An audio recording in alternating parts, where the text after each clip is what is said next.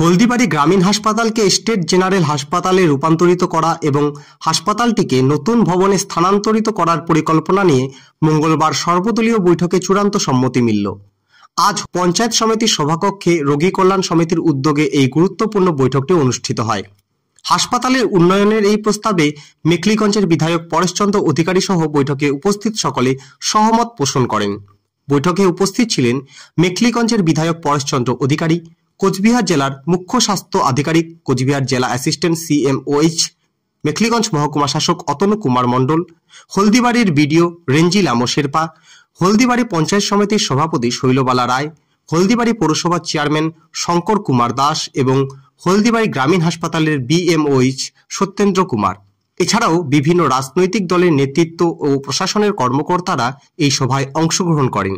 বৈঠকে মূল আলোচনার বিষয় ছিল হলদিবাড়ি গ্রামীণ হাসপাতালকে স্টেট জেনারেল হাসপাতালে উন্নীত করা। একই সাথে হাসপাতালের পরিষেবা আরও উন্নত করতে পার্শ্ববর্তী নতুন ভবনে এটিকে স্থানান্তরিত করার পরিকল্পনা নিয়ে বিস্তারিত আলোচনা হয়। বৈঠকে অংশগ্রহণকারী বিভিন্ন রাজনৈতিক দল ও প্রশাসনের প্রতিনিধিরা তাদের মতামত ব্যক্ত করেন এবং সকলেই এই প্রস্তাবে সম্মতি জানান। বৈঠকের শেষে মেখলিগঞ্জের বিধায়ক পরেশচন্দ্র অধিকারী কি বললেন আসুন শুনে নেওয়া যাক। আজ আমাদের হলদিবাড়ি রোগী কল্যাণ সমিতি এবং অল পলিটিক্যাল পার্টিকে আজকে ডাকা হয়েছিল। হলদিবাড়ি গ্রামীণ যে হাসপাতাল, এই হাসপাতালকে আমাদের স্টেট জেনারেল হাসপাতালে যাতে রূপান্তরিত করা হয় এবং যে নতুন বিল্ডিংটি আছে সেই বিল্ডিংয়ে যাতে শিফটিংটা করা হয়, এই বিষয়ে মূলত আলোচনার বিষয় ছিল। সর্বসম্মতিক্রমে আলোচনায় ঠিক হয়, সকলেরই দাবি যে হাসপাতাল যখন তৈরি হয় নতুন হাসপাতাল, তখন স্টেট জেনারেল হাসপাতাল হবে বলেই এটা আলোচনা ছিল এবং সেই স্টেট জেনারেল হাসপাতাল করার ব্যাপারে আজ সর্বসম্মতিক্রমে সেটা গৃহীত হয় এবং হাসপাতালের শিফটিংয়ের ব্যাপারে সকলেই ঐক্যমতে পৌঁছায় যেখানে শিফটিংটা করা হোক এবং সিকিউরিটির দিক দিয়ে এবং ডাক্তারের যে অভাব এবং এই এলাকায় বিশেষ করে তারা ডাক্তারের যে ব্যবহার, এই বিষয় নিয়ে আলোচনা হয় এবং ডাক্তাররা যদি রোগীর সাথে ভালো ব্যবহার করেন এবং অ্যাম্বুলেন্স পরিষেবার ব্যাপার নিয়েও আলোচনা করা হয় এবং হাসপাতালের জমি দখলের ব্যাপারটা নিয়েও আজকে বিষয় নিয়ে আলোচনা করা হয়।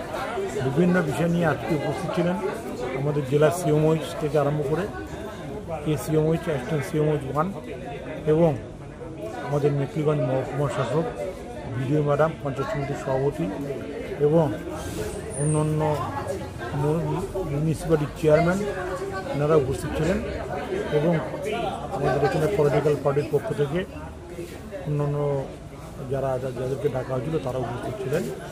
তাদের উপস্থিতিতে আজকে আলোচনা করা। স্যার, কতদিন লাগবে?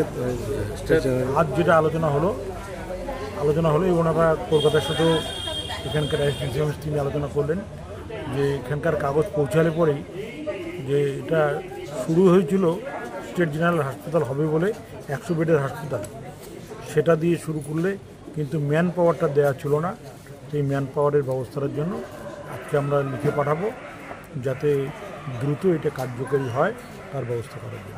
স্যার, আর একটা বিষয়, মানে মেখলিগঞ্জ এবং হলদিবাড়ি, হলদিবাড়ি ব্লকের পেশেন্ট মেখলিগঞ্জে যায় কিন্তু ব্লাড ব্যাংক নেই এক জায়গার মধ্যে। ব্লাড ব্যাংকের সম্বন্ধে কি কোনো আলোচনা হয়েছে? খুব শিগগিরই মেখলিগঞ্জ সাব ডিভিশন হাসপাতালে সেখানে ব্লাড ব্যাংক হতে যাচ্ছে এবং স্বাভাবিক কারণেই হলদিবাড়ির দাবিটাও থাকবে, কারণ মেখলিগঞ্জটা হয়ে গেলেও কিছুটা অন্তত এখানকার সুবিধাটা হবে এবং আমাদের হলদিবাড়ির দাবিটা আমরা রাখবো যাতে একই সাথে এটা করা হয়। স্যার, এখানে তো আগে ময়নাতদন্ত তো এখন বন্ধ রয়েছে। হ্যাঁ, এই বিষয়টা পোস্টমর্টমের বিষয়টা নিয়ে মেখলিগঞ্জে পোস্টমর্টম হতে যাবে, যেটা একটা প্রপোজাল তৈরি হয়েছে। এখানে স্টেট জেনারেল হাসপাতাল হলে এই দুটিও এখানে হবে বলে আমরা আশা করি।